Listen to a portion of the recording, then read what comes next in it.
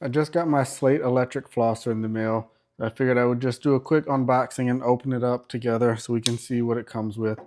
The box itself is really nice. It looks like a nice gift type box. So I am impressed with that.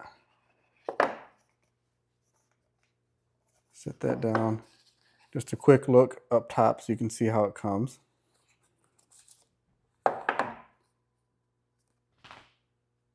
We want you to love our flosser. At Slate, we genuinely care about oral health. So it just kind of gives you a kind of like a welcoming card, and I take it as a thank you card.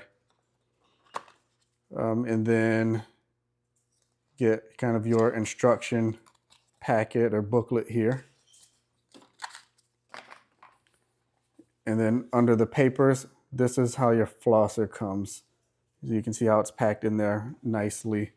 So let me go ahead and take out some of these pieces. So you get, looks like 5 of these flosser heads. So one is already attached to the flosser body, and then 4 separate replacement ones.